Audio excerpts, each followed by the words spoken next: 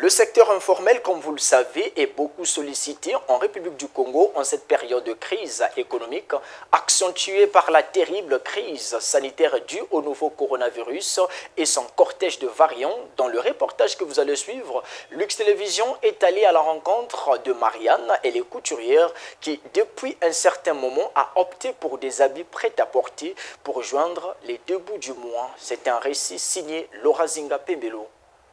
Marianne est couturière, un métier qu'elle va embrasser après avoir rompu le lien avec l'école.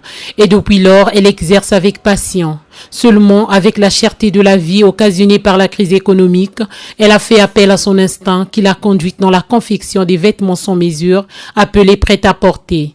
Une innovation dans le secteur de la mode. Ça lui a une idée par rapport à quoi l'école Zenganaka.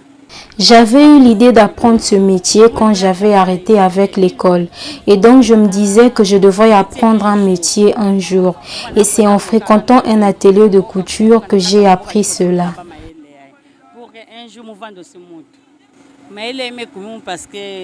C'est à cause de la cherté de la vie que j'ai développé cette astuce. Tu peux avoir un atelier, mais il y a tellement de charges, le paiement des impôts étant, cela ne marche pas par rapport aux entrées des clients. Voilà pourquoi je préfère faire ce travail au marché, car même si je n'ai pas gros, mais le peu au moins est garanti. Dans son savoir-faire, Marianne confectionne des prêt-à-porter de tout genre. Mais pour satisfaire ses clients, elle se laisse parfois diriger, car les goûts de tout un chacun ne se discutent pas. Je confectionne tout. Peu importe le modèle du client, je fais. Tous ceux qui me connaissent savent que je fais tout. Je couds tout type de modèle, bombers, pantalons. Je couds pour toutes les mesures parce que je sais que chaque personne a son gabarit. Oui, je modifie par rapport à la taille du client, mais aussi par rapport à son goût, car à chacun son goût.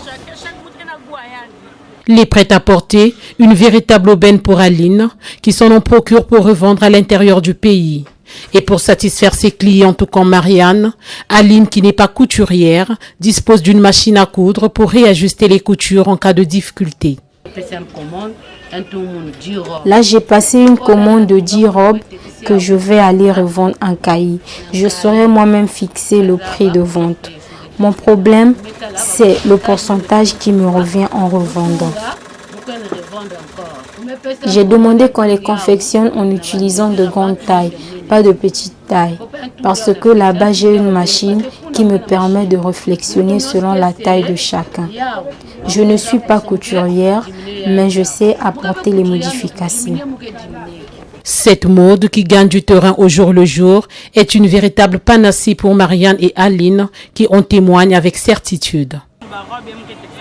Je vends ces robes à 2500 francs parce que pour un pan en entier, je peux avoir un bénéfice de 2000 francs, ce qui m'est bénéfique. Car pour un pan, je peux avoir 2 robes pour un bénéfice de 2000 francs. Moi, je revends à 3000 francs la robe, car pour un pan entier que j'achète à 3000 francs, je trouve 3 robes. Donc, si je vends à 3000, j'ai 9000. Vraiment, c'est juste mon intelligence parce que actuellement, pour vivre, il faut de l'intelligence. Des initiatives innovatrices dans le secteur de la mode à soutenir, dans la mesure où elles permettent l'insertion et la prise en charge des artisans en cette période de crise.